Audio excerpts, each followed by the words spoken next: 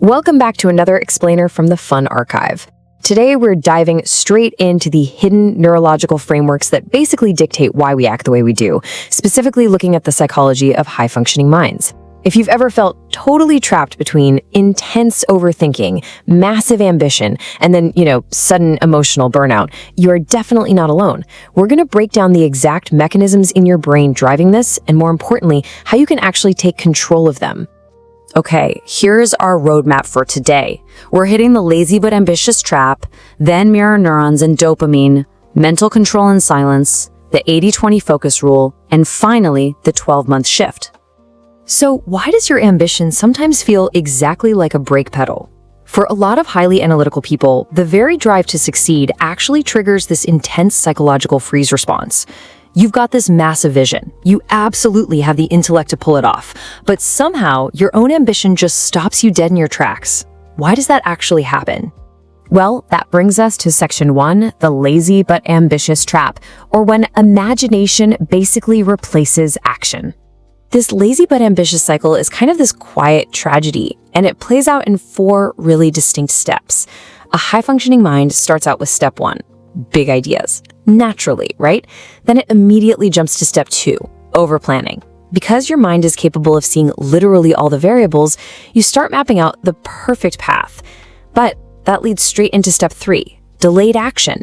You buy a course, finish maybe 12% of it, and then instantly buy another one.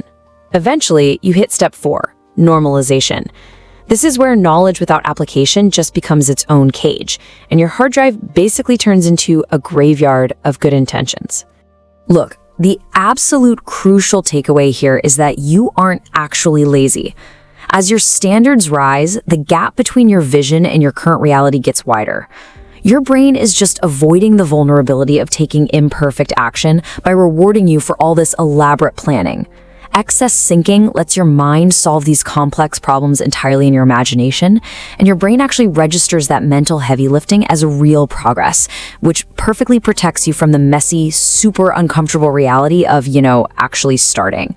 Moving on to section 2, mirror neurons and dopamine, and how the brain gets hijacked. To really understand why our intelligent brains crave this false sense of progress and stimulation, we have to look at how we process external rewards. Think about phenomena like World Cup fever. Even the most introverted, highly analytical person can suddenly get completely swept up in a screaming crowd. This is emotional contagion. Your mirror neurons literally fire right alongside the crowd's energy, completely bypassing your logical filters to give you this massive sense of tribal safety, without you having to take on any real long-term responsibility.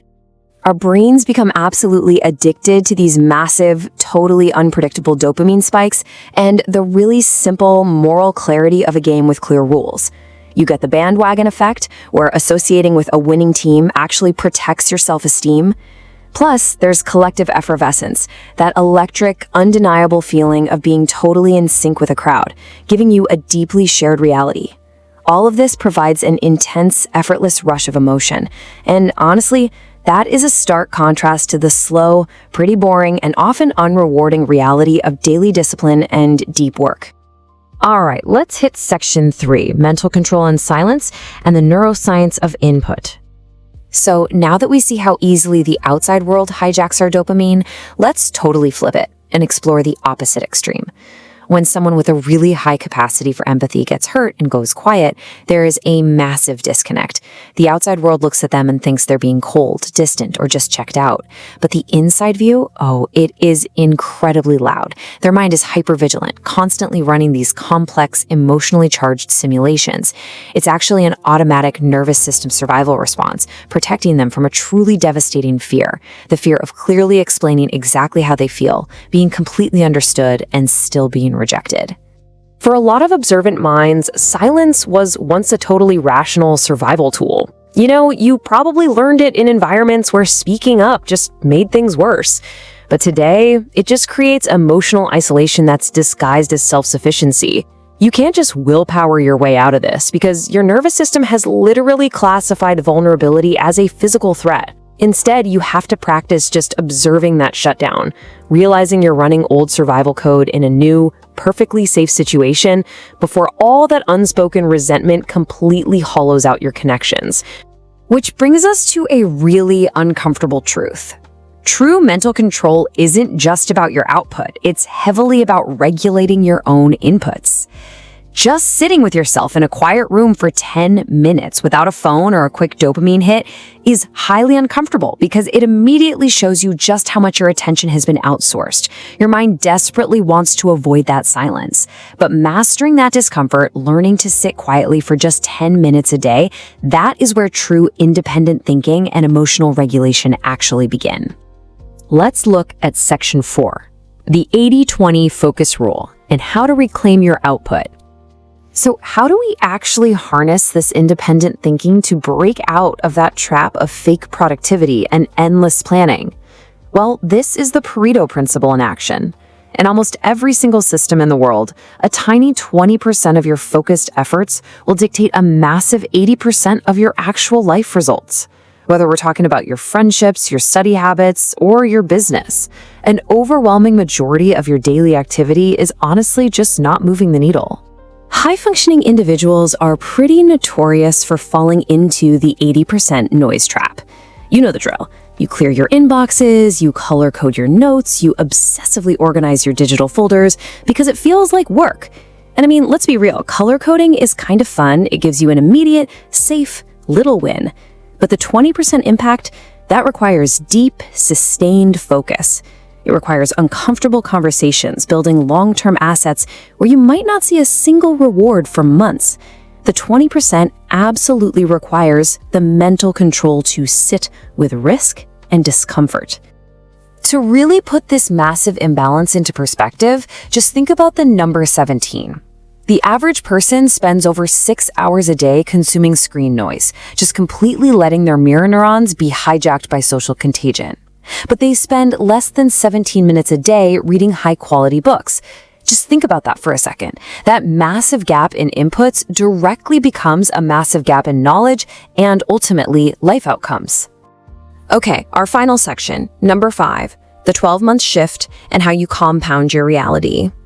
So how do we finally escape this lazy but ambitious cycle, stop hiding in our own silence, and actually align our dopamine with the 20% that really matters?